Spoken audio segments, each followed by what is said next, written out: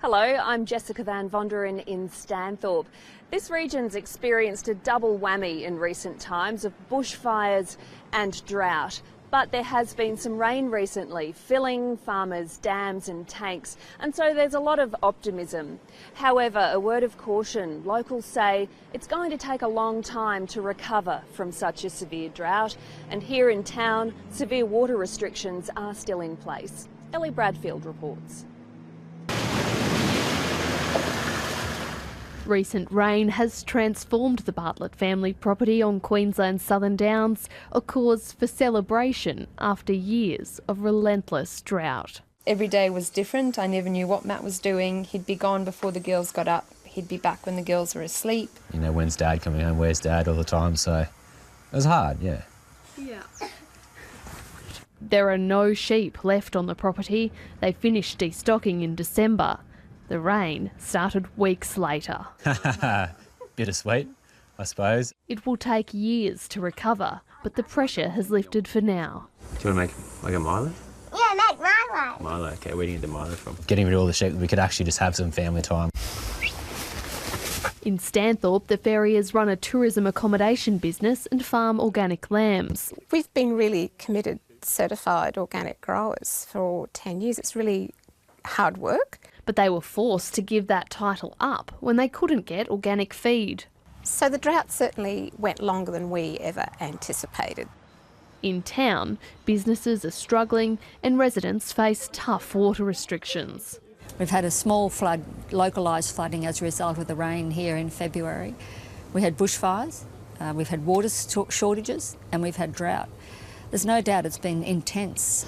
2.5 years' worth of water has fallen in Warwick's two dams in recent weeks, but the catchment at Stanthorpe has missed out on any substantial downpours. Storm King Dam has 3 months' worth of water and supplies need to double before the daily water carting can cease. Residents are now restricted to 100 litres each per day, up from 80.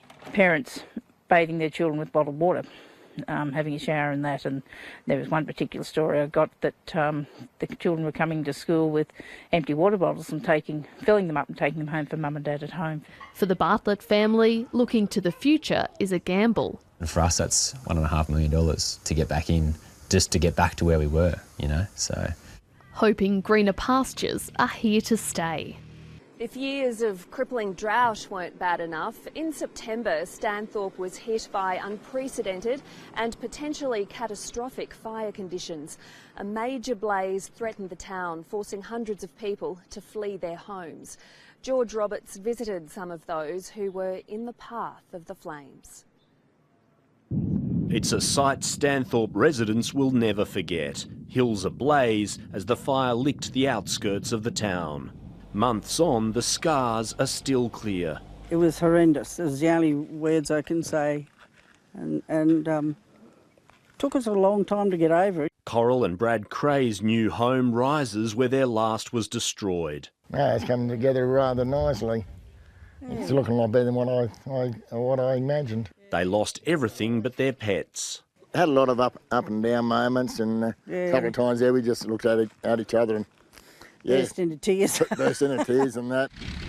Laurie Spiller lost a $100,000 shed and machinery, but has fired up an old tractor to slash fields again. And I shouldn't be doing this, I'm 82. He says the fires were more intense than the last big blaze 60 years ago. Much worse because of the extra dry.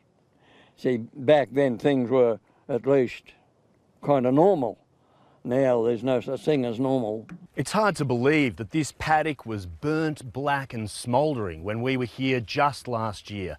And while the landscape has sprung to life and rebuilding has begun, the local economy is still hurting. On top of the drought, the fire was a second hit. Within probably 48 hours of that announcement of the fire, we had about 60 cancellations. Jacqueline Slack says there's been almost no government support. No, I'm not. No, What people are really saying is what they need to see now is the rubber hit the road. There have been a number of announcements and we need to see those funding agreements come to fruition. The state government's committed $14 million for bushfire-affected communities, as well as targeted support for the wine industry, tourism and mental health. I don't think there's too many people actually lining up waiting for a handout. I got $180. I don't know what that helps. For him, it's a matter of getting on with the job. George Roberts, ABC News, Stanthorpe. Here in the Granite Belt, the wine and tourism industries are inextricably linked. So when one takes a hit, the other suffers too. And that's why hopes are pinned on this month's Apple and Grape Harvest Festival. It's held every 2 years and is expected to bring tens of thousands of visitors to the town. The Granite Belt is proud of its locally grown produce. Cheers, a lovely day. And today, hundreds of people got to taste it as part of the Apple and Grape Harvest Festival. It's amazing. This is fantastic. Putting food on the plate has been no easy feat. So we've basically got no grapes, yeah, so the drought took its toll. This is wine country, and this vineyard should be bustling. Not this season. What little fruit is being crushed had to be imported. Where'd you get these grapes? So these originated from Mildura. Last year, the Costanzos ran out of water. The ABC's Landline program was here in October. Then it rained. Yeah, this is a sight to see. This is just amazing. It does give you hope, yeah, lots of hope, yeah. Thank you much, Lee. More than hope, businesses here need visitors. The crowds are amazing today and we hope it continues through the rest of the week. Is it normally like this? Not lately, no, not with the drought around. There would normally be thousands of backpackers in town, picking crops and spending money. But this year, there's not much work. This cafe's doing a roaring trade today, but it's been a difficult few months. Some businesses say they've had a 20% downturn, others say it's as high as 50%.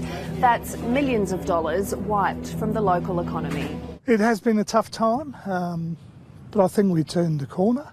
Martin Cooper is president of Granite Belt Wine and Tourism and rents out cabins overlooking his vineyard. And it's a very resilient community, so we'll come back with a real bang.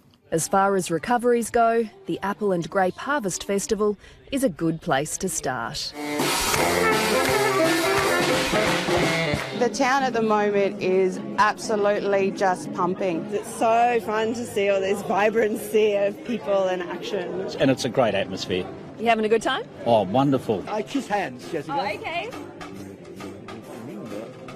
Sometimes hey, that's mine. You can't have that. Thank you so much. À tout à l'heure. Bon voyage, bon appétit and bon jovi. Thank you. Bye-bye.